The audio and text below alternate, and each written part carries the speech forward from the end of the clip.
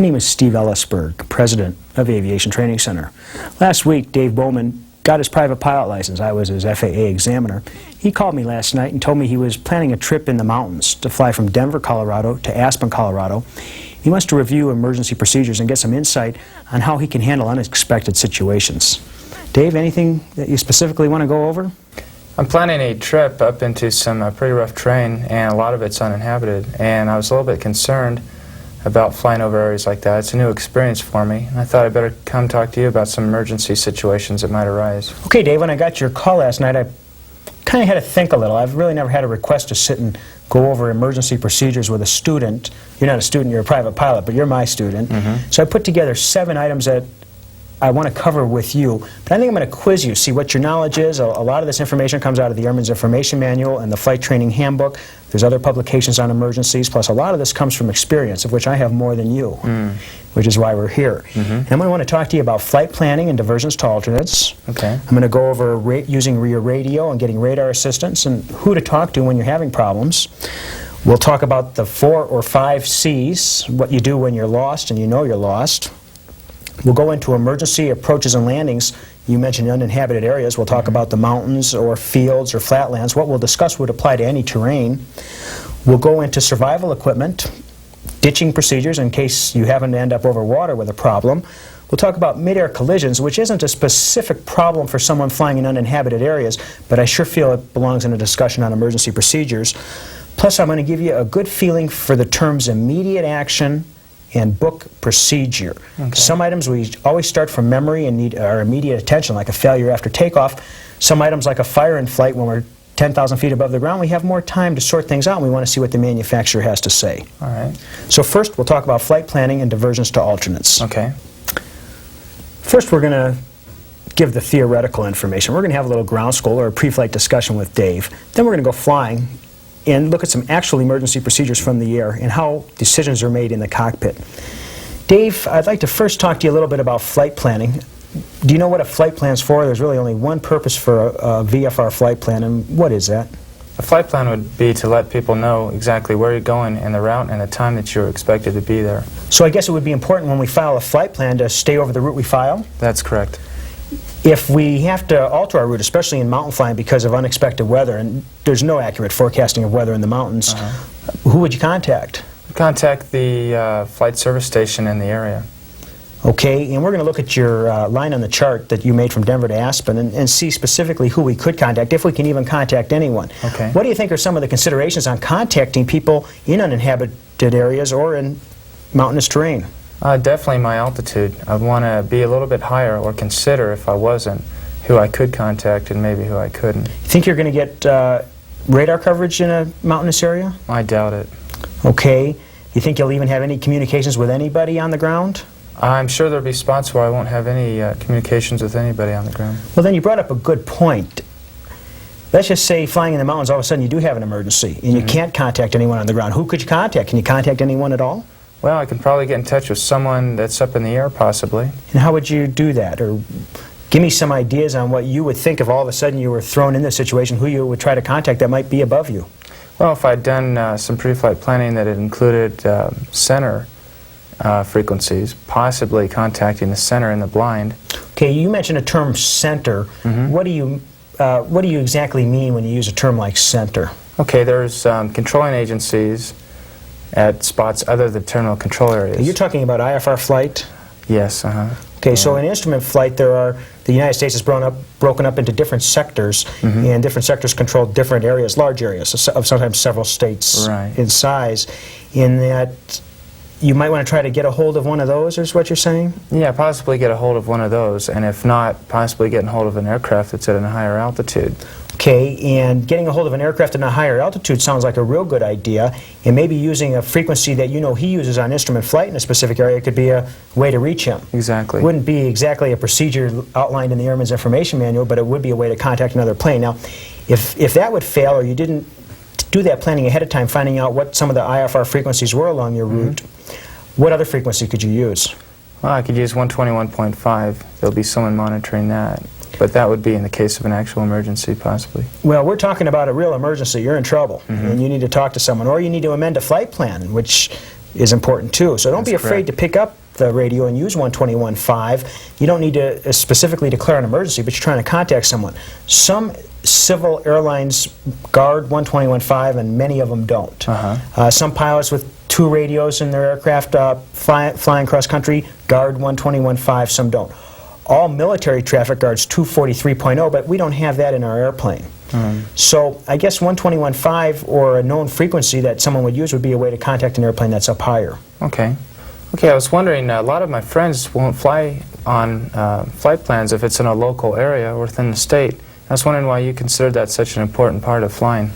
Well, that's a good point, Dave. We're only talking about traveling 85 miles, but we're talking about traveling over some of the roughest terrain in the United States. Flight plans are important that, let's just say you do have a crash or a forced landing and you're injured. Your chances of living within 24 hours decrease by 80% if you're injured. Okay. If you're not injured, your chance of survival in an uninhabited area diminishes rapidly after 3 days. And usually up to 36 hours pass before family or friends even know you're gone.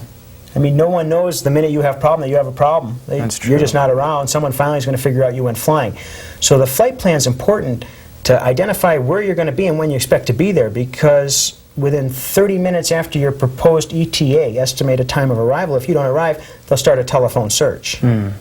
We've discussed why a flight plan is important, and I don't care what other local pilots do if they don't file VFR flight plans. I sure do. Flying in the mountains, I file a VFR flight plan anytime I go anywhere VFR, because what you need to realize, Dave, since most of your flying's been in the local area and east of here, is what a uninhabited world this is. Even though we're used to driving around cities and we're used to urban areas, as soon as you get up in that airplane, there isn't much out there. You have a transponder in your aircraft. I remember that from our check ride. What would you want to do with that in the case of a real emergency? Okay, in the case of a real emergency, I'd want to set that on 7700 on the squawk. And if I have altitude, of course, I'll want it on that mode. And that should alert someone that I'm in distress. Okay, when you say alert someone, is that going to alert another aircraft above you, or would we have to be within radar coverage? We would have to be in radar coverage. So that a ground facility could see that. Okay, let's go look at the aeronautical chart and look at your proposed route of flight and talk about some situations that could happen from Denver to Aspen. Dave, why don't you show us how you planned your flight from Denver to Aspen? Okay, first of all, I had talked with some local flight instructors in the area and had found out what the best route was and some of the better passes to go through. I've also been hiking in some of these areas, and I looked for those areas on the map that I thought would be good to fly through. We left Centennial Airport, just south of Denver, and I followed this route up through Kenosha Pass and down towards Springtown, and then over through Hagerman Pass, up north, and then back around towards Aspen. And the purpose of my deviating north was so that I wouldn't have to climb so high over these mountains and then suddenly descend, possibly shot cooling the engine. I'd like to ask you about oxygen. Are you going to be up at altitudes that are going to require the use of oxygen by regulation? Yes, I will. Okay, is there any way in mountainous terrain that we could overcome that? I don't think so. In mountainous terrain, we're going to have to climb up pretty high, and we're going to have to be on oxygen. Well, then I'd like to offer some knowledge on this subject for you. Do you remember when you're required to use oxygen? Yes, above 12,500 for more than 30 minutes. Up to 14,000 for more than 30 minutes. And the crew, or the pilot, which you are, has to use oxygen above 14,000 all the time. Right. And oxygen has to be available above your passengers anytime the cabin pressure is above 15,000 feet MSL. That's correct. So some of these passes you're going over are about 12,000 feet. And I see that you're going over 2 major passes, really 3. Right. Kenosha, Mosquito, you called it Stringtown, Hagerman, and then you're descending. What if we were to climb to 13,000 feet to get over our first pass, then descend down below 12,500 for a short period, back up to 13 to get over the next pass, down to 11 in the next valley, and up to probably about 13 to get over Hagerman Pass, and then we're descending to go into Aspen. Each time you drop below 12,500 feet, your 30 minutes starts again. That's true. So if we didn't have supplemental oxygen, you could just go up and down. Okay. You would prevent the onset of hypoxia. All right. Dave, when we're flying in mountainous terrain, especially the high terrain out here in the west, we have considerations with oxygen. We don't want to get hypoxic. Are you going to be flying over 12,500 feet on this route? Yes, I will be. Okay, and do you remember what the oxygen requirements are? Over 12,500 feet for more than half an hour, the pilot and required flight crew members must use oxygen. Okay, and over 14,000 feet? At all times, the pilot and flight crew members must use oxygen. If the cabin pressure is over 14,000, and then oxygen has to be available for passengers anytime we have a cabin pressure of more than 15,000 feet MSL. That's correct. So one way to handle this, you have 3 passes you're going over. All of them require you to get over 12,500 feet. One way that we could handle this would be just to climb to get over the pass, descend in the valley, get below 12.5, get down to maybe 11,000 in these valleys, then climb back up to 13.5, whatever we need to go over. That meets our requirement for oxygen, plus we prevent the onset of hypoxia. Okay. You're going to want to have survival equipment. And if you're making this trip in the winter, maybe you'd explain to me what you think it would be prudent to take along on a trip like this in case you set down in the Rocky Mountains in the winter. Okay, well, I definitely would not want to wear light clothing, and make sure I had some boots and wool socks on, some heavy pants, and had a good parka. And also, I want to make sure I have a hat and gloves. Okay. I also want to carry possibly some rope, a knife, maybe a hatchet to cut down trees if I need to, some matches, and maybe a little space blanket or something to help keep me warm. Well, I'd suggest in the Rocky Mountains, where you can run into temperatures of 20 below at night for 4 months straight and temperatures in the day only go up to 0, that you'd bring a winter sleeping bag, a heavy-duty down bag. You wouldn't necessarily need to wear the clothes you just mentioned, but you sure would want to carry it. You'd want a good supply of food, because in cold weather you sure use up a lot of energy quick. Oh, yeah. You'd want some water. You'd probably want some signaling devices and a first aid kit. Okay. Just to add to your list. And you might put a little kit together and buy a little backpack and throw all this in there. It'll always be there. Dave, now that we've discussed flight planning, survival equipment, we've looked at your route of flight, we've looked at the oxygen considerations, I'd like to talk about diversion to an alternate. Okay. You can run into real unexpected weather in the mountains, and since this isn't a course on mountain flying specifically, you know that the winds are a consideration, that if they're over 35 knots you don't fly in mountainous terrains. Right. That you can get cap clouds that cover the tops of the peaks, lenticular clouds which will give you rotor clouds below, a lot of turbulence.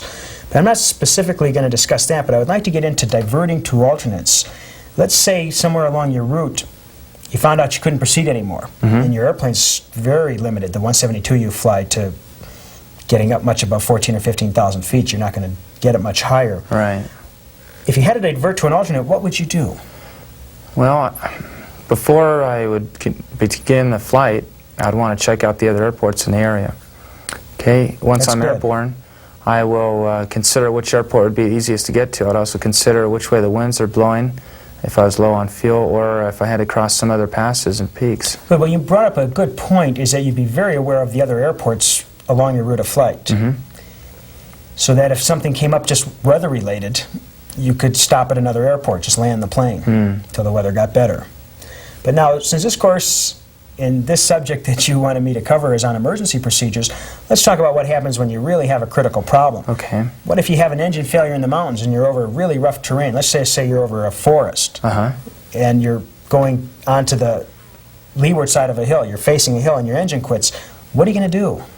Well, I'll first of all, of course, fly the airplane and look for a field. Okay, let's take these one step at a time. And just before you talk, I just want to mention that we talk about immediate actions and we talk about book procedures. So there's certain things, Dave, that you need to immediately do when you have an engine failure.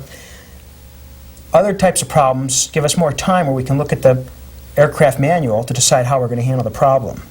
So when you have an engine failure, you're over a forest, you just mentioned the first thing you're going to do is fly your airplane. And when you say fly the plane, what do you mean? Okay, I would want to get it to the best glide speed and keep my attitude. I wouldn't want to get it too slow or too fast to lose altitude. Okay, so you select your best glide speed, give you the most time to plan your emergency landing. Right.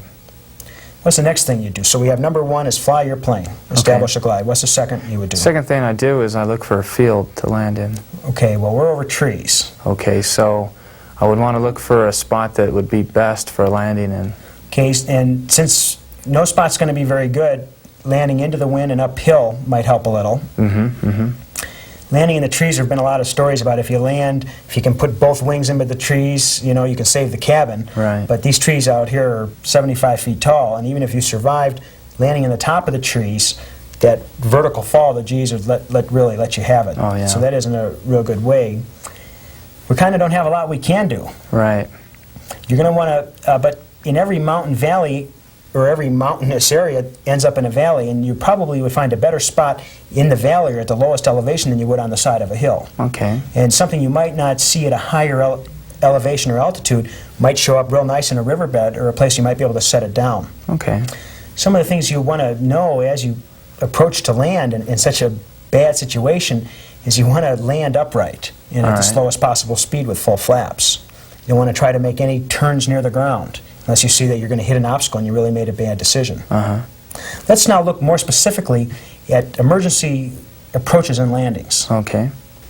Dave, I have an illustration here that will show you the effect of flaps in an approach. As you can see, the use of flaps gives you a steeper angle of approach. It also allows you to land at a slower speed. Okay. This would be a consideration in your planning for an off-field landing. All right. In most situations, you'd want to use full flaps and land at the slowest possible speed. I have an illustration that shows the effect of landing either upwind or downwind. Some of the considerations that might cause us to land downwind would be we just don't have enough altitude to turn around and land upwind. Okay. Ground obstacles could be a consideration that would cause us to land either crosswind or downwind. A distance that we have to get to a suitable upwind field just might not cut it. And a downwind landing uphill might be preferable to upwind landing going downhill as far as decelerating the aircraft. Some of the other considerations is the field length. A large field downwind or crosswind might be a much better decision, especially in the mountains, than a shorter field that's upwind. So sometimes it'd be better to land downwind or downhill. Well, no, just the opposite, Dave. We would maybe want to land with a tailwind uphill. Okay. If it came to that. Do you have any questions regarding this illustration we're looking at and how that might affect you? Well, I can see how the wind could affect the landing roll. And what would it do to the landing roll? Well, landing downwind would increase our landing roll quite a bit. Our ground speed on touchdown. Right. Okay. The next illustration I'm showing you gives us a little better idea of what some of the terrain might look like close to the ground. Since every situation doesn't take us into the mountains, we might consider what it's like landing in the flatlands. You'd always want to land parallel to furrows. Okay. And you'd prefer to pick a field, especially in the summer, that has a lot of green vegetation that would help slow you down than a rocky field that didn't have anything. You'd use soft field landing techniques, and why don't you tell me how you land an aircraft with a soft field technique? Okay, with the soft field technique, I would have full flaps, and then by the time I reach final, I'd be at the airspeed that the book would call for, the airplane operating book. I'd want to touch down, tail low on the mains. And absolutely at the slowest possible speed. Right, and then I'll just hold that nose wheel off until the airspeed of the aircraft won't keep that nose wheel up in the air. And gently let the nose come down. Dave, normally when you're setting up for an emergency landing, you want to use the same pattern you're familiar with as a private pilot and utilize all the training you got as a student. Fly downwind, base, and final. Allows you to judge the wind and get a feel for your landing spot. But that isn't always possible. And you're flying in mountainous terrain, you might find the best landing spots right over you, in which case you could spiral down, make a descending steep spiral turn, and enter on a base leg and a landing approach. Okay. So I see that would give me a key position as well. You could get a key position out of there, which would help judge the spot you're going to touch down. Okay. As long as we're talking about engine failures, I'd just like to take this opportunity to mention what we would do if an engine fails on takeoff. Maybe you tell me at what altitude you'd want to be at before you ever tried to make a 180 and come back to the ground. Okay, well I definitely want to be at about 800 feet AGL before I wanted to start a turn back around. I would say 400. And 400. A real nice thing you can do sometime is go out to an uncontrolled field. You might go with your instructor when you work on your mountain checkout and actually try this. All right. And get up 400 feet, pull the power all the way back, see if you can turn back to the runway. Now, one of the real problems with an engine failure on takeoff is your climb speed is considerably less than your airplane's glide speed. So you're really pushing luck with usually anything less than 400 feet with making a 180 back to the runway. Dave, you mentioned some procedures you would use in the event of a engine failure. That you'd fly your plane, you would try a restart, you'd look for a place to land. We've just talked about looking for some of the landing spots and how we could come down out of altitude to a landing field. Why don't you elaborate on the restart procedures on your 172, which is pretty common aircraft that... Let's start down at the fuel selector first, and I would check that it is on both, and possibly check the left or right tanks. It's been on both for my cruise flight, so... So what you're saying is if it worked fine on both, maybe the engine stopped, maybe you'd be smart to try the left or right tank. That's correct. You got to be creative is the point. Right. Okay, and then... Okay, I'd move up towards the mixture, and I could either enrich in that or try leaning it, something to make the engine start. Okay, then I could move over to the carburetor heat and pull that out all the way on, possibly to get rid of the ice in the carburetor system. Carburetor ice can be a funny demon. If it gets too far and there is a lot of ice in there, putting the carburetor heat on can cause engine failure, that the engine will digest so much water it'll actually stop. Now, if all of a sudden you put the carburetor heat on and you got a little spurt out of the engine and then it died, you could assume carburetor icing might be a problem, in which case you might use partial carburetor ice or just go in and out slowly, give it a little heat, melt a little ice, throw it back in. Pull it out, melt a little ice, put it back in. I particularly had that happen to me in a Cessna 150 in Alaska in the summer.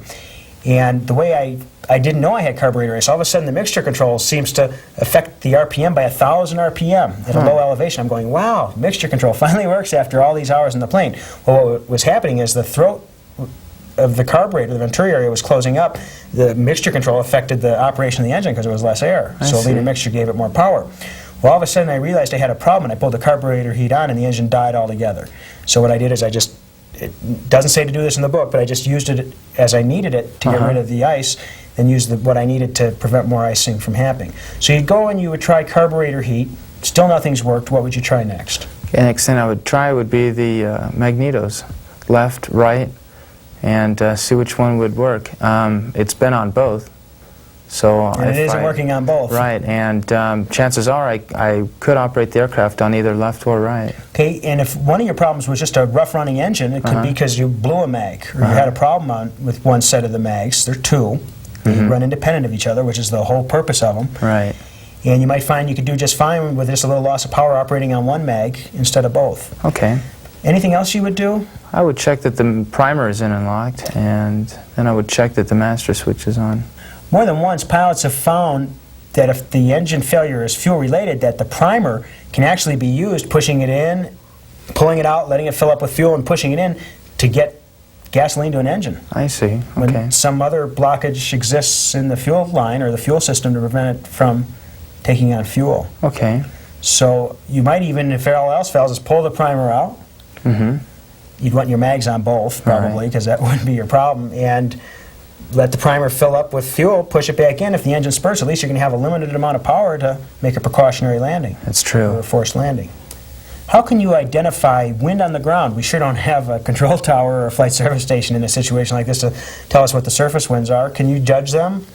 Sure, I can look down at the trees and see which way they're blowing. Okay, looking at how the wind goes over the trees will tell you one thing. How else? I can look at any smokestacks down there or any dust blowing.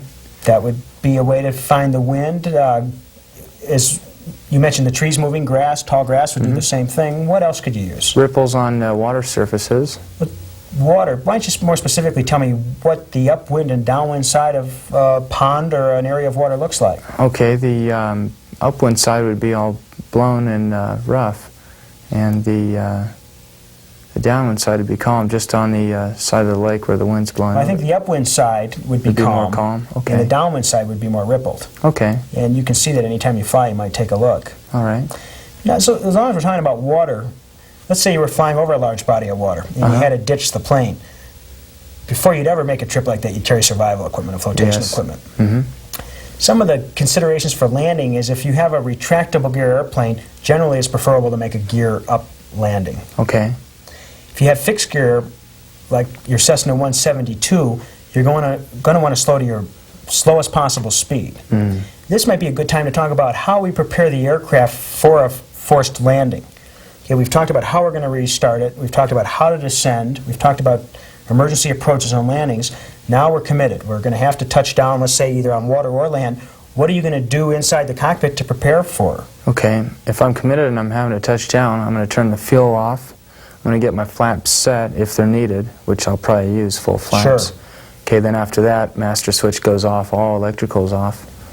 And then just before touchdown, I want to pop the doors open in case the cabin was to roll and lock me inside by bending the airframe. Okay, you could tell your passengers to put their heads down in their knees. And hopefully if you had some heavy winter clothing or anything, you could put that between them and either the glare shield or the front seats. So that could help them out a little bit. I'm trying to think of what other considerations we might have. How about getting off of one final call on 121.5, a Mayday, Mayday, telling someone where we are and what's happening? Right, yeah. We could do that too. Anything else we'd want to do? After we touch down, we'll want to check that the ELT's on. And if I have a way of moving a switch, then I'll check that. Good, that's a good point. Let's just say you were landing in a cold environment. You'd want to get the ELT out, activate it, and try to keep it as warm as possible. You get a longer battery life. Right. And I don't know that with the antenna, what kind of configuration it has. They change, but you might try to get that ELT right in warm and close to you when you're using it. Right, okay. If you think you're going to be there a long time, you might intermittently use the ELT if you think you're going to be out there for quite a while. Any other questions you have, or any hypothetical situations you'd like to bring up about emergencies, or anything that's crossed your mind before we go out flying and really look at a full set of procedures that we follow in the airplane, like cabin fires, and I got a dozen things I'm going to cover with you in the airplane. Okay. I had some questions on possibly flying in valleys. And what would be a good procedure for doing that? For flying in a mountain valley? When flying in mountain valleys, of course you always want to have enough altitude to make a safe landing, but it's always wise to stay to the left or right of the center of the valley so you can look for a suitable place to land. Okay. Basically, you never want to fly over terrain where you can't make some type of safe landing. All right. Also, while we're talking about mountain valleys, when crossing mountain passes, you always want to cut them at 45 degrees. So if you intercept them at a 45-degree angle, so if all of a sudden you find that the winds are severe, which is where they are at the peaks, you can turn off easy and head downwind. I see. Okay. I'd like to talk to you about what you do if you're lost. All right. That's the biggest problem you can run into on a trip like Denver to Aspen or out in the western U.S. It's easy to get lost. You don't have communications, you have little navigational capabilities. You ever heard of the 4 C's? I like to call it the 5 C's. Okay, let's see if I can name them. Climb, confess, communicate, and comply. And my 5th C is conserve. Okay. So when you say climb, what do you mean? That I'd have better navigate and radio reception the higher I went. You'd be able to see more, too. Okay, and you'd have a better chance of talking to someone. Okay. Okay, climbing. What's the next thing you mentioned? Confess, and that is to admit and to let someone know that I have an emergency and that I need help. If you can get someone on the radio. Right. Okay, and the next one? Okay, it would be to communicate, and that's to talk with anybody that I could, another aircraft. Okay, we talked about how to do that at the beginning of our discussion. Right, Okay, and the other one's to comply. Comply with any kind of instructions that I would have. Okay, well, if you can't talk to someone, 3 of those C's aren't any good. That's true. So that's why I've got my 5th one, conserve. Keep as much fuel as you can when you're lost. The longer you can fly, the better chance you have of finding your way home or to some place that's familiar or back to a checkpoint you already had. Or it gives you more time to make a precautionary landing. Okay. The last thing I'd like to talk to you about before we go flying is mid-air collisions. All right. One way to avoid the potential of a mid-air is to have an organized cockpit. What do you think I mean by that? Well, getting the charts folded appropriately so that I won't spend a lot of time unfolding the chart and keeping my eyes inside the cockpit. Having my flight plan out on my lap or somewhere I can easily get it. Have everything within reach and where I know it is so that I don't have to look down and look throughout the cabin for it. Okay, when you're climbing on airways or even climbing out of the airport traffic pattern, you know you can't see over the nose of the plane. Right. And what's a good procedure to follow when climbing anywhere, on an airway or off an airway or out of an airport traffic area? Okay. If I can't climb at a airspeed that will result in a lower nose angle of attack, to make small left and right turns. Yeah, about 10 degrees of bank, maybe a 15-degree change of heading, just so you can see that area out in front of the nose. Right. Okay. Any precautions you'd want to take over a VOR station? Yes, definitely. A lot of airways go there, plus there's a lot of traffic working on instrument items, and then there's just a lot of traffic there navigating to and from them on Right VFR. over that end up right over VORs. Exactly. So, would you think the best procedure is to fly left or right, of course, or just to keep your eyes open as you get over a VOR station?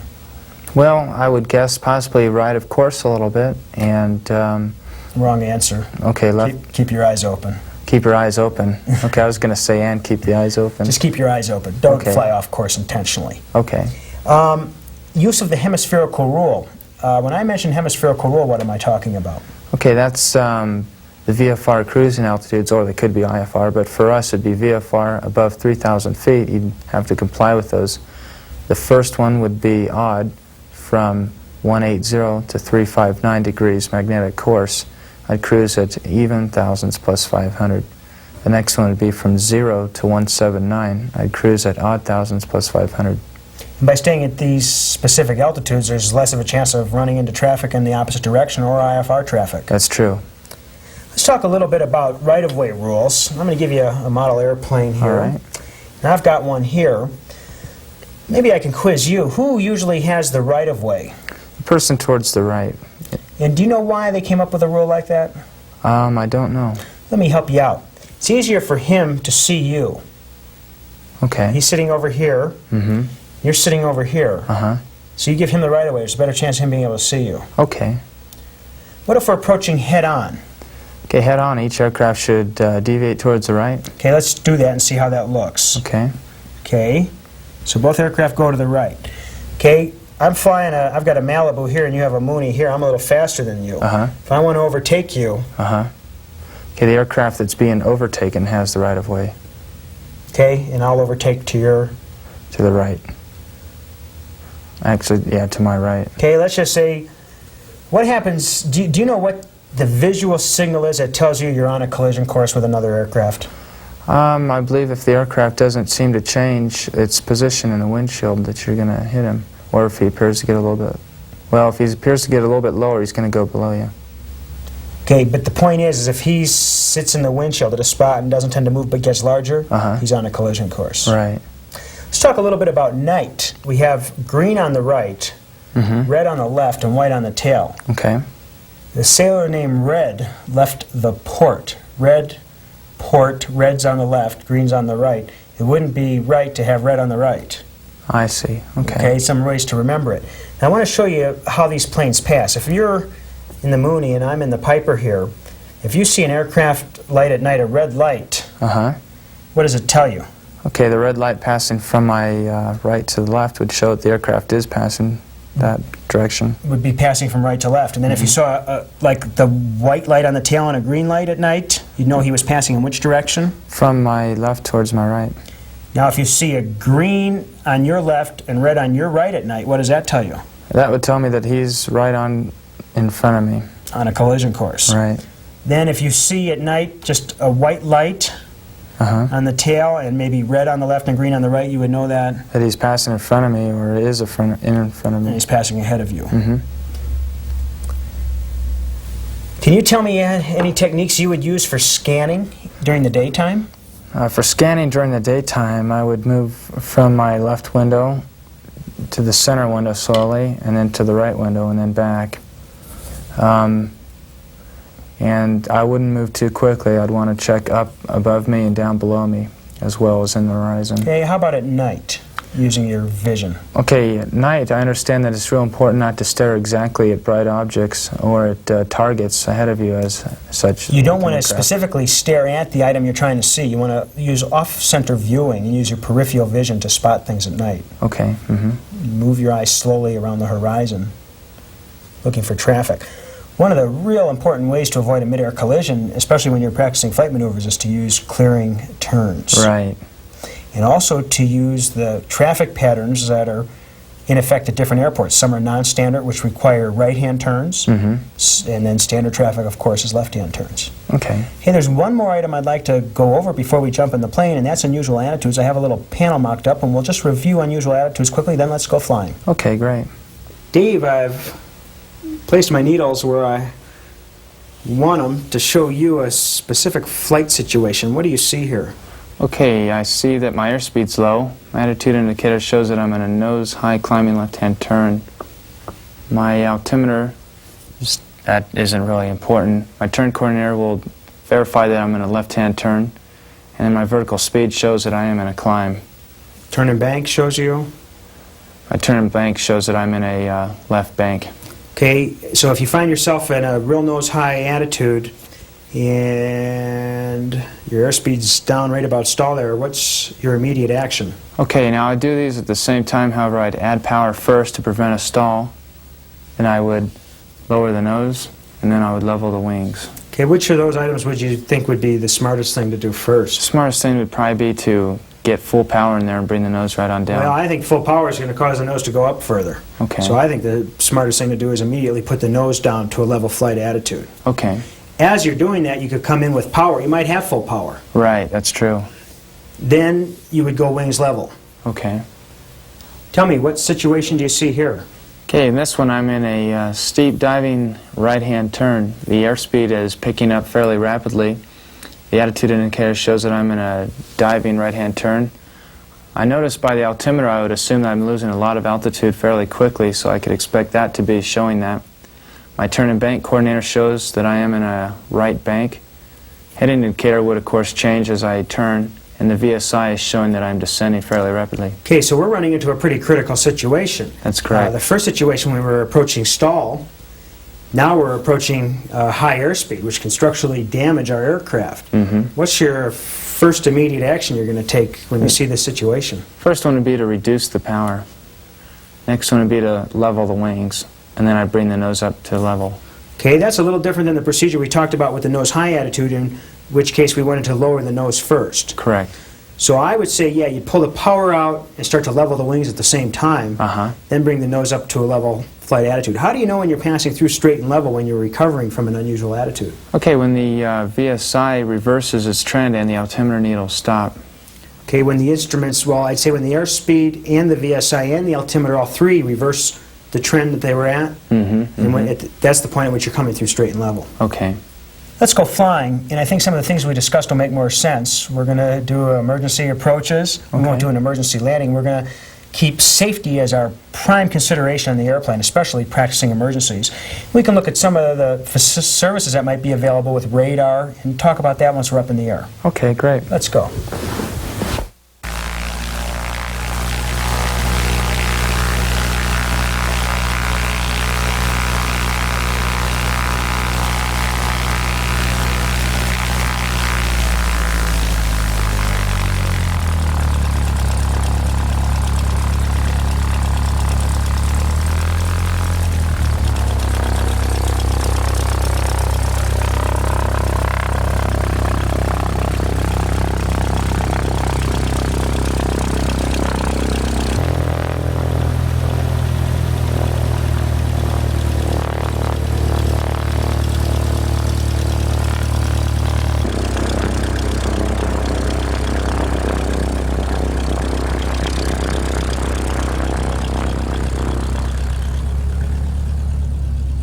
Okay, Dave, our first maneuver we're going to simulate is an engine failure right after takeoff, about 100 feet above the ground. Then we'll look at another one about 400 feet above the ground. I'd like you to begin by explaining the procedures you're going to use. Okay, first thing I'll do is if I have an engine failure immediately after the takeoff, I'm going to get the airspeed to 70 knots with my flaps up. Make sure it'll be idle cutoff. Fuel selector will be off. I'll check the ignition is off. Wait, Dave, I want to slow you down. Wouldn't we want to try to start a restart before we shut everything off in the aircraft? Well, that's true. If just immediately after takeoff, we'd want to check our fuel selectors on both, that the mixture isn't out too far, get some carb heat on, in case we had carburetor heat during taxi. That's correct. And check that our mag's on both. So I think we try to fly the plane and restart before we just shut everything down here. Okay, I see. Good. So let's go ahead and get our departure clearance.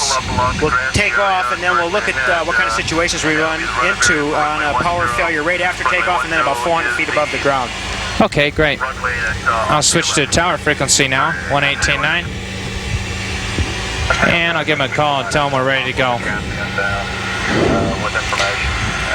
I'd just like to mention, Dave, I think the procedures you're looking at in the owner's handbook deal with the fact that we couldn't get the engine started. Okay, that's true. Centennial Tower, Cessna 5235635 Alpha 8, west departure. Centennial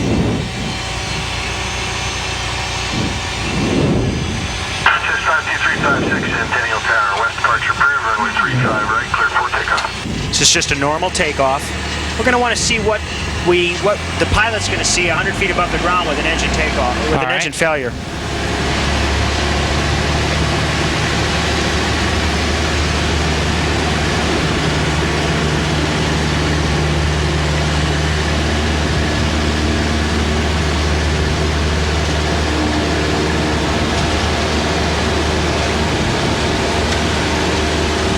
Rotate. Okay.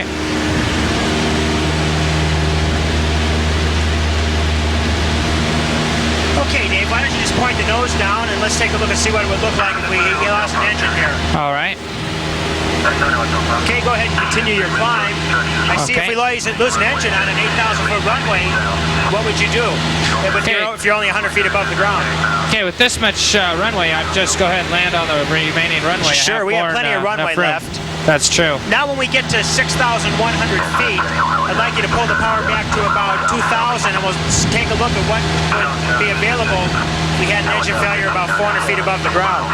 Okay, 6,100 feet, I'll pull the power back just to simulate what it would look like. Okay, go ahead and pull the power back, then lower the nose. Okay, boy, we don't have much to go. Go get your power back in, Dave. Okay. Let's get out of here. I hope you saw how little decision, or what a lack of decisions we can make at 300 or 400 feet above the ground. That's true. Especially at this slow airspeed, and I was letting you carry 2,000 RPMs. Right. So, I guess what our students need to know, and what you need to know, is that your only landing can be made straight ahead. Yeah, I wouldn't want to attempt any turns real close to the ground to try and get now back to the runway. I would like you to run through the procedures you would have used to prevent a fire on impact if that really was an engine failure and we were going down 300 feet above the ground. Okay, to prevent a fire probably upon impact, I'd make sure the fuel selector is off. I make sure all the electrics are off, and I touch down slow. I want to make sure all the electrics and fuel are shut off. You gotta change the fuel selector from on all the way to off. And I shut everything off. Avionics master off, and then I shut the master switch off. Okay, Dave, power 1500. Let's simulate a engine failure. Okay, power is coming back to 1500 to simulate my engine failure, and carburetor is coming out. I'll get it down later. Okay, first thing I'll do is I'll double check my fuel, make sure that's out. Are we going to set up a glide first, sir? That's right. How come you're losing altitude? Okay, I'll set up a glide first, my best glide speed. Okay, now let's try to get it restarted. Okay, best glide speed would be 65, then I'll go to fuel selector, make sure that's on both, make sure my mixture is rich, make sure my carburetor is on, check that the magnetos are on both. Okay, why don't you put the nose down in a gliding attitude? Okay, I'll check that the primer's unlocked, and I'll check have we identified a spot to land yet? Not yet. Let's get going on it. Okay. Okay, I'm going to try and turn around and possibly land this little valley. There's not much out here. It's kind of hilly. Well, I sure see a lot of roads, Dave. Wouldn't you want to try to select something instead of just going into woods? Okay. Clear your engine once, please. Okay. That's good. Okay, have you identified a landing spot yet, Dave? Yeah, right below me here in this field. Okay, With all these roads, sir, why don't you take a road? Okay. Okay, in securing the engine, I'll want the mixture, or I want the fuel selector off. Okay, and then I'll secure the engine by pulling the mixture out. And then after I get my flaps set as I'd want them for touching down, then I'll secure the electrical system by making sure all the electrics are off, and then the master switch will go off. Okay, the flaps won't work without electrical power. That way I'll secure the electrical and the fuel system before touching down. Then again, just before touching down, I want to pop open the door a little bit in case the aircraft was to roll, and it wouldn't trap me inside by having the door open.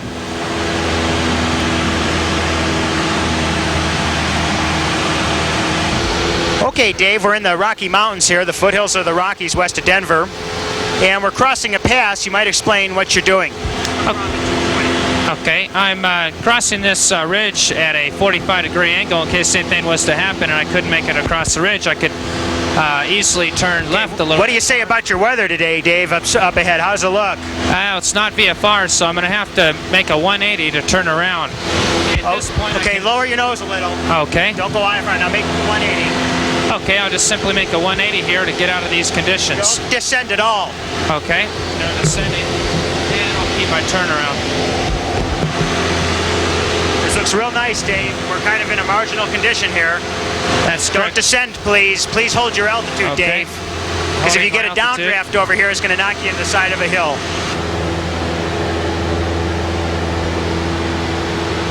Maintain your altitude. Okay, maintain my altitude, coming on around, back to That was VFR nice, conditions. Dave. So what did we just demonstrate there? Okay, we demonstrated that it's safer to cross Keep the ridge. turning around up to 180 degrees of where you started. Okay, it's just demonstrating that it's much safer to cross the ridge at 45 degrees instead of continuing across it at a 90-degree angle. It makes much less of a turn. It's also showing that as soon as I realize that I can't continue VFR, I'm going to make my turn. I won't hesitate on that. Okay, Dave, that was well done. Wings level. Okay. Okay, Dave, we got an electrical fire under the glare shield in the co-pilot seat. What are you going to do? Okay, first thing I'm going to do is, if I have time, try and get an emergency call off. Okay, we don't have time, Dave. Okay, next thing I'm going to do is master switch goes off. Okay, then I'm going to close all the vents in the cabin. Then I'm going to grab the fire extinguisher and I'm going to extinguish the fire in the cabin. Okay, fire's extinguished. All right, after discharging that, then I'm going to well ventilate the cabin and get all the fumes out from the extinguisher. Cabin air coming on, and then all the vents open. Okay, emergency's over. Well done. Okay, Dave, we just came in from training the last hour. We noticed Denver's fogged over. I want to know how you're going to divert to an alternate and what procedures you would use. Okay, right now I've noticed that I can see Pikes Peak towards my south, so I'm going to immediately turn to that. 30-degree bank. Go ahead and descend a little bit, Dave. Okay. That's fine. Okay, level off at 9,200. 9,200. Okay, so what are you doing? And I'm starting my turn back towards the Colorado Springs area, which I know is VFR from my weather briefing before we came out here. Okay, do you have Pikes Peak up there? Okay, so you're turning based on what information? Based on knowing the area and knowing that Pikes Peak is just to the west of Colorado Springs. And where is the airport in relation to Pikes Peak? It's just about 10 miles east of it, and I know that it's VFR in that area. So you're just kind of using a rule of thumb calculation and pilotage to find your way around? That's correct. Okay, Dave, that was nicely done. You've altered your course to Colorado Springs. I see we're still over an overcast. When we get to Colorado Springs in about 20 minutes, we'll see what the weather's like and whether we'll have to make an emergency descent through the clouds or a spiral, or whether it is really VFR. All right.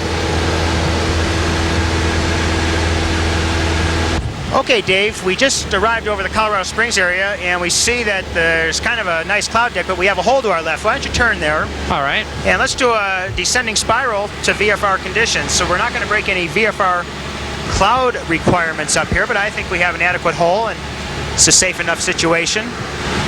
Okay, what I'll do is I'll come over here towards my hole. Okay. And then I'll start a spiral down. I'll reduce Okay, my power. why don't you start your spiral now? Power down, 1500, carburetor heat on. All right. Lower the nose, maintain Okay. 80 knots. Okay. Okay, and let's get over to 50, 55 degrees of bank. We're over a clear area. All right. Your airspeed's crawling up. A little bit fast, yeah. You can't rush the maneuver, but we want to stay VFR, Dave. Okay. Okay, roll out a little. We don't have to stay at 55. I guess an important point I want to make is you want to get into VFR conditions, and if it doesn't always require a steep turn, that's fine. This looks real good. You see how we're coming below the clouds now, Dave? Uh-huh. And our maneuver's working. Good. It's getting a little cloudy here. You might want to tighten up your turn here, or what do you want to do? Okay, we'll tighten it up a little bit. Good. Just stay in these VFR conditions, watching my airspeed, taking my time with You want this to clear maneuver. your engine once, please? Make so we know we've got it when we come around. Okay, lower the nose a little now. Let's get on down. Okay, lowering the nose a little Pull bit. your power back, too. Power coming back. Pull your power back. Okay. Good. Okay, Wow, look at us break out. on the airspeed. Okay, let's keep turning left and keep descending. Okay. This is a nice spiral, good maneuver. Nice control of your airspeed. Nice control of the airplane as we get down. We see it's kind of a lousy day down here. Clear your engine. All right, clearing the engine. That's fine. 1500 on the power. Okay. Okay, let's keep your nose coming down. All right. Hey, look, we see town. Okay. Okay, let's roll out heading 060 straight ahead. All right. Send to and maintain 8,000. Okay. Nice maneuver, Dave. Now you see how we can use a descending spiral Okay. to go from a condition where we're VFR on top of a cloud deck to getting below the cloud layers for landing. I see. Okay. Dave, as you notice, it's getting IFR, and I don't think we're going to make it to Colorado Springs from the point where we descended below the overcast layer. I see we have an airport pretty well in front of us. Do you know if it's a good airport or an airport for landing? Well, I believe it's closed. However, I'll go on down there and take a look at the airport. And we'll go on down a little bit closer and see what the field conditions look so like. I guess what we're going to do, if we're going to make a precautionary landing because the weather's gone IFR on us, is we want to make sure this field's okay. That's I know correct. it is a closed field, and we want to make sure there aren't any chains across it. All right. So we're going to get down low, take a look, drag the field, see if we can determine where the wind's from, then climb back into a pattern, enter downwind and final. Okay. Downwind, base, and final. Okay. Okay. Okay, Dave, do you see anything on the field that could prevent us from landing? I don't see anything. The field looks like it's in pretty good condition considering it's been closed for a long time. There is a X on the end of the field. Yeah, there is an X. It does indicate it's closed. But for emergency use, it looks like it'd be adequate. But you can see, looking straight ahead, Dave, how low the weather is heading into the spring, so I guess we're going to have to land here. That's so true. go ahead and enter, is there an uphill and a downhill? It sure looks like it. Right. Huh? Okay, let's go ahead and enter a crosswind, and we'll land to the uphill, which is to the south. This looks pretty nice, Dave. Okay, it'll be a nice precautionary landing. All right. Good, I'd like you to go around now. Okay, let's proceed straight ahead. All right. Maybe we can get into the springs. I guess if all else fails, in marginal weather, we'd be best following a road than just following the prairie out here. Okay, Dave, we'll pick up ATIS now and head back to the airport.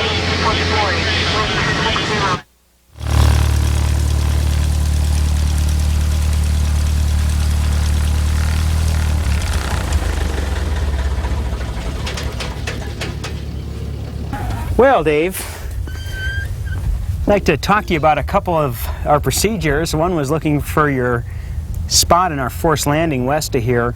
I just want to mention we were over a housing area, and there were some dirt roads, rural roads near us that I felt would have been a good selection. So the second approach we made was to a dirt road that was uphill. There wasn't much wind. I see, okay. The rest of the flight went real nice. I think you see what you would do in the mountains if you run up to something insurmountable. Okay. In a pass. You saw as we headed back in, the weather went down in Denver, so we did a descending spiral down through the clouds. Then as we headed to the alternate you picked in Colorado Springs, which is about 60 miles south of here, we found it went IFR. So you made a good decision by identifying that closed field.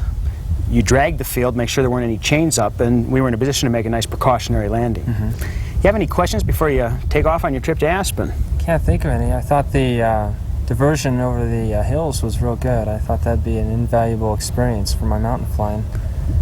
Feel a lot more comfortable. Any other questions you have about Mayday type procedures? Can't think of any offhand. Good. Well, I'll wish you all the luck. Okay. Good luck with your flying. I'd like to conclude this segment by reviewing the 8 procedures we just covered in flight. First, an engine failure after takeoff. Consider the possibility every time you fly. Every time you take off or every time you depart an airport, it can happen to you. Have a plan of action. Know where you're going to go and what you're going to do if the engine fails. If sufficient runway is remaining, land. If you're within 400 feet of the ground, don't turn more than 30 degrees from your flight path. Maintain your glide speed, which is usually higher than your climb speed, and don't stall it out. Remember, an airplane won't fly without an engine. Engine failures in flight. Fly the airplane. Set up a glide and look for a place to land. While all this is going on, you can attempt to restart, and you should be very familiar with the immediate action specified by the manufacturer. In most light airplanes, this involves turning on the carb heat. If it's a Cessna, you want to check that the fuel's on both, or you might go to the left or right tank. Also, the mixture needs to be climatic. If you've just descended from a high altitude to a low altitude, the engine will eventually die of fuel starvation. Then go to the book. See what the manufacturer has to say about the proper procedures. Communicate with someone, anyone. Let them know your location and the problem. Identify the surface winds. And remember, the best spot to land might be right below you. Then go to the book one more time and look at the procedures for emergency landings. Crossing ridges. Always try to cross ridges at a 45-degree angle. Consider the adverse effect that winds will have when you're downwind from ridges, passes, or peaks. Weather might be marginal when you get over the peak, so a 45-degree angle leaves you a way out. Electrical fires. You should know the manufacturer's immediate action if you have an electrical fire in the cabin in flight. Usually this involves turning off the master switch, then turning off all the electrical equipment, then turning the master switch on and electrical items on one at a time till you identify the faulty circuit. Then you can eliminate that circuit from the electrical load and operate normally. Diversion to an alternate. If you see familiar visual references or are within reception of a VOR, use them. Turn to the approximate new heading, then use rule of thumb calculations. Then, with time permitting, you might figure out the exact heading in degrees, your estimated time of arrival, and all the other trimmings shown on your flight computer, if you need to. And communicate. You'll probably need to amend your VFR flight plan, and if you're IFR, you'll need to notify ATC of any changes. Steep spirals. You always want to maintain VFR. Beware of sucker holes that are smaller and deeper than you think. If you inadvertently go IFR, have a plan of action. Have a heading and altitude that you would use that would take you back to VFR conditions or where you just came from. And watch your airspeed. It's really easy for it to creep up. And the hazard is you get turning too fast with too high a rate of descent. Precautionary landings. A precautionary landing beats getting lost or flying into marginal VFR weather, which then goes IFR. This is the biggest killer in general aviation. Know when you've reached your limits as far as your ability goes. And if you're not instrument rated, don't fly IFR, period. It's best to drag the field if power, the ceiling, and other weather conditions permit you to do so. There are a lot of country roads and adequate emergency landing spots. And don't overlook an airfield which might be real close to your flight path or right below you. And I want to say one more time, don't fly into deteriorating VFR weather, especially near sunset. Last, I'd like to review the 5 C's. First, climb. You'll have better visibility and reception and less fuel is needed at altitude. Communicate. Let someone know what's going on. This could be an air route traffic control center, flight service station, or another airplane. Give them your position or last known position and the time you were there. Let them know the amount of fuel you have remaining and your present heading and altitude. Usually you can reach someone on the Mayday frequency 121.5. Confess. Tell them the total, true extent of your situation. Comply. If you're talking to an air route traffic control center, flight service station, or a jetliner above, they'll know better what to do than you'll know. And remember, they're not in the bad situation you are, so listen to them and follow their instructions. Conserve. You're only limited by how long you can stay airborne and by the weather. So lean it out, pull back on the power, and preserve as much flying time as possible. Well, I'd like to wish you good luck with your flying, and I hope you don't have to use any of the procedures you've just learned.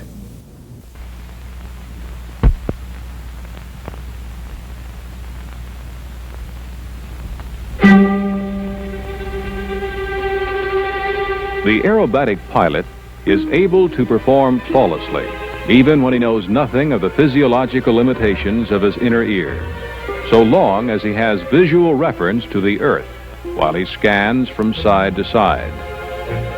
It's only when he loses his visual reference that he becomes subject to the false and dangerous sensations of spatial disorientation. Almost as dangerous and equally as confusing can be any one of the many seemingly harmless visual illusions that may confuse and threaten a pilot's life. You'll discover both the problems and some solutions in this film.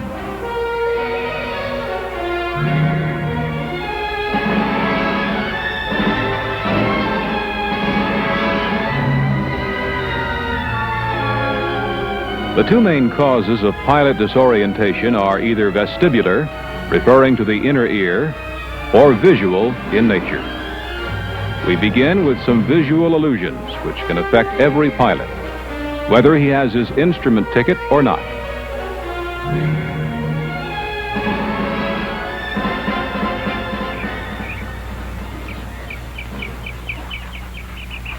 So great is our faith in the visual signals we receive that we maintain seeing is believing. A more fitting statement might be what we see is what we think we see. For example, here's something you must do whenever you come in for a landing. Judge the runway length.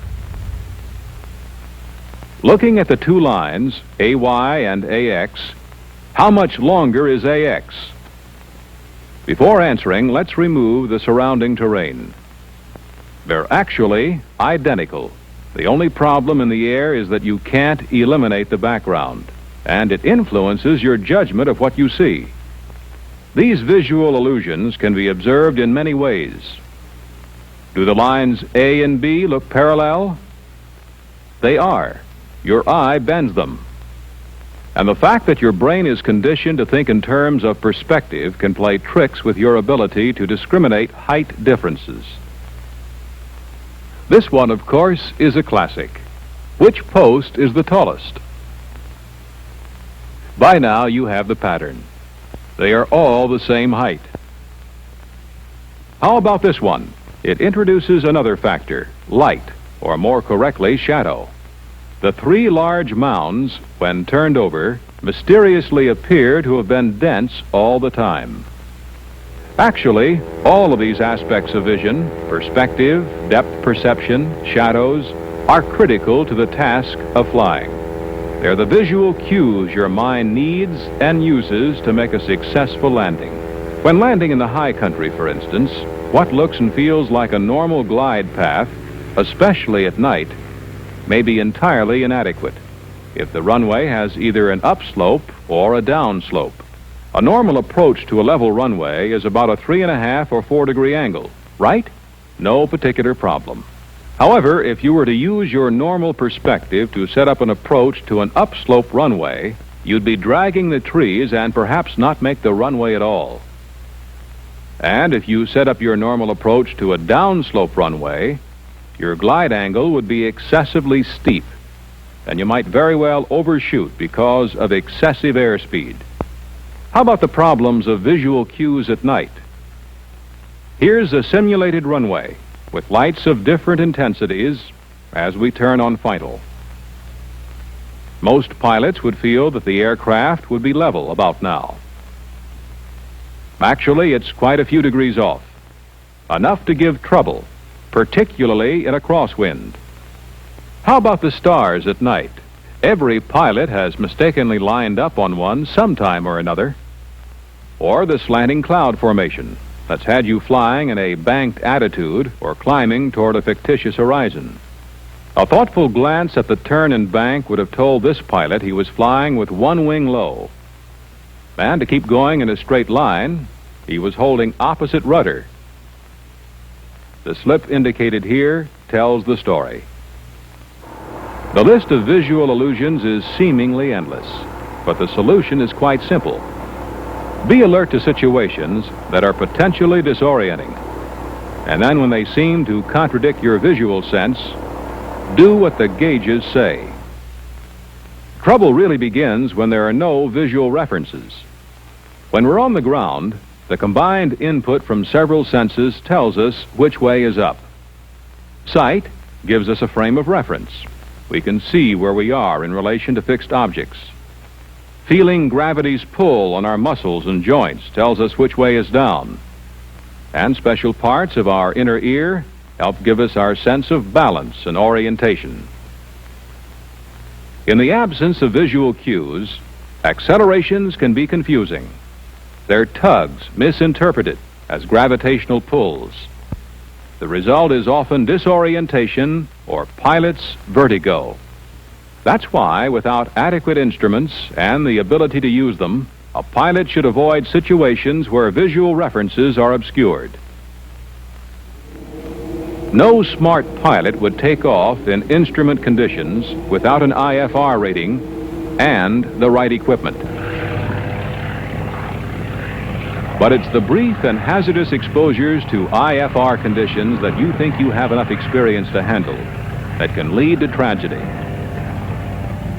Next to failing to obtain or maintain flying speed, the greatest number of general aviation fatalities are the VFR pilots who continue flight into bad weather.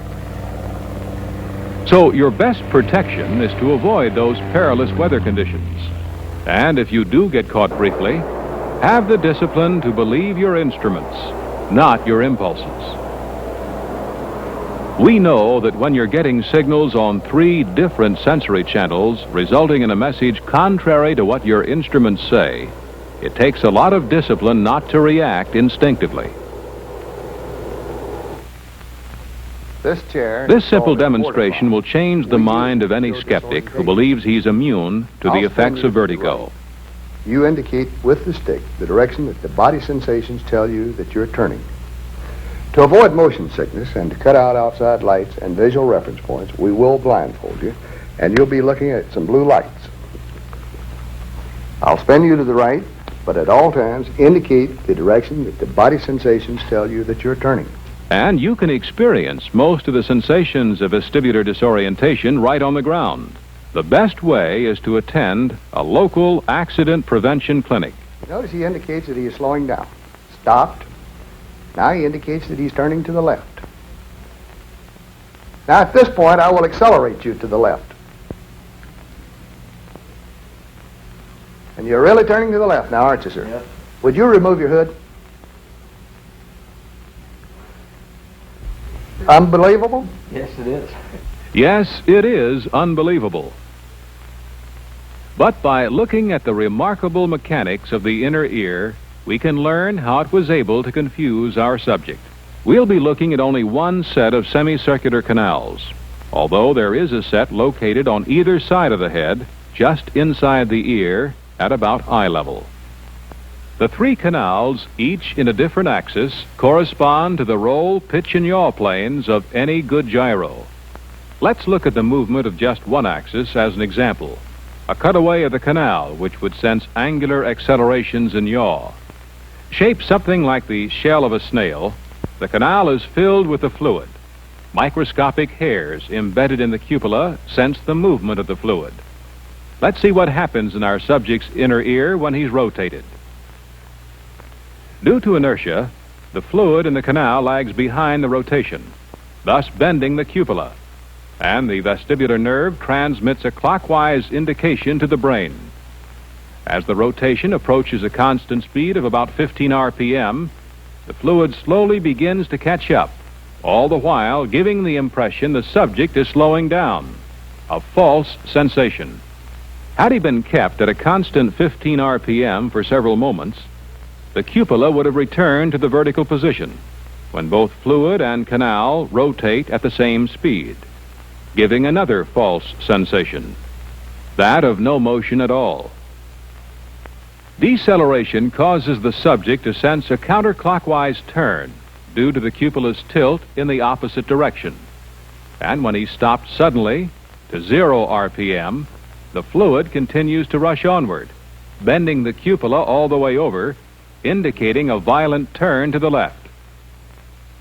What you've just seen isn't just laboratory theory, and it doesn't just apply to inexperienced pilots. Here's Al Hall, on the right, an airline captain with more than $30,000. He's in charge of training his company's 747 pilots. Obviously, if there's anyone who should be able to outguess the seat of his pants, it should be Al. Let's watch and see if our theory is correct.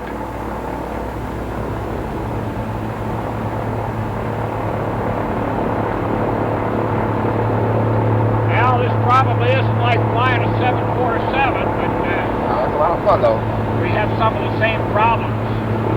What we're going to do here is to demonstrate how the senses, how your ear will fool you when you can't see outside the airplane and you don't have any instruments to look at. I'd like to have you put this scarf over your eyes and make sure that you can't see changes of light from the sun. I want you to get your hands and feet off the controls now, and I'm going to put the airplane in a turn. And you'll feel it going into the turn, and then I want you to tell me what you feel. It feels now like we're rolling into a left turn. Yeah, we're now established at some angle of bank in a left turn, and it appears constant. Okay. Just a left turn. I'm just going to Still feels keep a the left airplane turn. stable here. And while we're in this attitude here, Al, would you Feels like we rolled out of the left turn, man. Real smoothly, though. Okay, feels like we rolled I think out. we're in a right turn now. Okay. I think we're in just a smooth, that we just roll smoothly around to the right. Okay, roll your head back, Al, as though you were looking up. All right, come forward. And what do you feel like we're doing now? Like we rolled over to the right. Okay, take your blindfold off. Oh. Unbelievable. Did we roll from left to right, as I was saying? All we did was I just rolled the airplane out to level flight, and it's been in level flight all the time. And when you rolled your head back, like you reached for an overhead switch and came forward, you felt like the airplane had gone into a turn to the right and diving. We were still level. What do you think of that? It's unbelievable. Yes, it is unbelievable. And if you wish to arrive at your destination safely, remember the inaccuracies of your inner ear. Remember the false sensations you can encounter when you lose visual reference outside your aircraft due to rain, fog, or other phenomenon. And don't forget the pitfalls of visual illusions and how your eyes can deceive you as easily as your inner ear. Briefly put, learn to live with your instruments. It makes good sense.